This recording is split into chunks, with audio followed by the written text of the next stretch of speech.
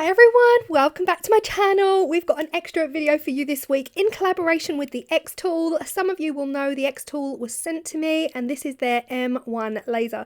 Now they sent me some rubber sheeting and we're going to make a stamp or a rubber inlay for the backs of my Jesmonite pieces, which I think is so exciting. First thing I did was type out Claire's Crafty Corner. You can use any font you like. Once I'd done that, I had to highlight Claire's Crafty Corner and set that to engrave. Once we've done that, we do need an outline for our stamp. So again, this could be any stamp, but I am doing Claire's Crafty Corner. I inserted a box and I drew that around Claire's Crafty Corner. Once I'd highlighted that, I also sent that to engrave, but we want the machine to actually engrave away the outline and just leave Claire's Crafty Corner. So we came up here to the top to this box here and we set it to subtract all.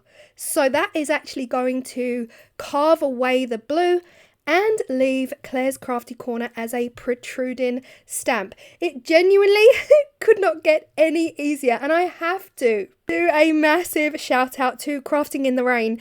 Honestly, Crafting in the Rain has a video on how to do this and it was the easiest video I found, and I'm such a visual learner that I just had to take their advice on how to do this. This is the rubber sheeting that X Tool actually sent me to use. This is going to go a long way. I'm going to be able to get a lot out of one sheet. Now it does go through two passes. The first pass, it just takes away the surface, and then the second pass, you can see this now is doing the second pass. This is when the rubber gets a lot darker and then you can tell that it's really engraving it, and look at this. It's so cool. And again, watching Crafting in the Rain, this is how she actually cleaned off her rubber stamp. I'm just using an old toothbrush. This is just a really old toothbrush that I use for house cleaning and getting in all of the dirty nooks and crannies. Yeah, but don't use a new one. So I'm just brushing away all of that excess rubber that was left over by the X tool, and this is what it's looking like. Oh, the other thing I forgot to mention is if you're doing something like this, don't forget to reverse your text, because what you don't want is for it to be the right way round. You really want it to be backwards, so that when you inlay it into the back of your Jesmonite pieces, it's actually going to leave an imprint of your name, your logo, and it's such a cool thing to have your name actually embossed in the backs of your Jesmonite pieces. Once I'd done that, I then cut it closer to Claire's Crafty Corner. Again, I am very much taken step by step from the video that I watched that I found so helpful, and here it is. All I had to do at that point was give it a nice clean. You can use alcohol. I just used some hot soapy water just to make sure that it was fully clean and it's not going to have any debris left on it from the laser machine, and we were good to go. Now again, this part is optional, but I did decide to cut it as close to my name as possible. You could leave it as a square and just have it go in like that, but I just really fancied getting it super close. Now to use this, I'm just going to make a Jesmonite coaster. This coaster, I have full intentions on using it in my bathroom as a candle holder, so I'm placing down a rubber stamp just to get that forest vibe in there.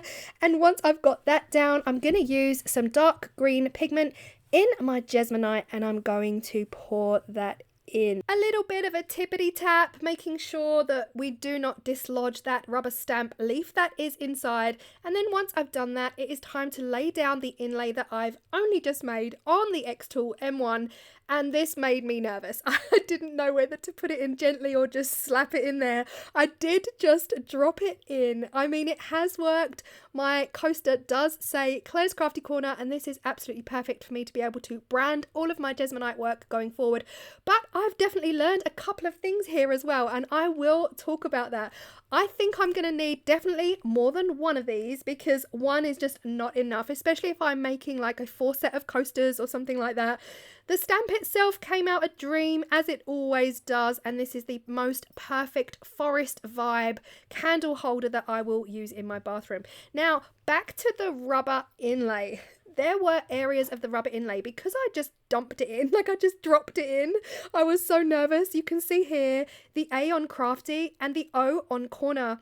They're missing the inside of the letters, and that is purely because when I dropped it in, I literally just trapped a ton of air in there and it just didn't really get out the detail. So in future, what I will do is get some Jesmonite on the inlay first, making sure that those little nooks and crannies have got Jesmonite in there before turning it over and putting it into the backs of my Jesmonite pieces. But having never done this before, we all learn, and this is definitely a lesson on what I will do better next time. I hope you found this really, really helpful, and if you are interested in the Xtool M1, I will leave all of the details down below for you. Go check it out. Hope you've enjoyed, and I'll see you in the next video. Bye.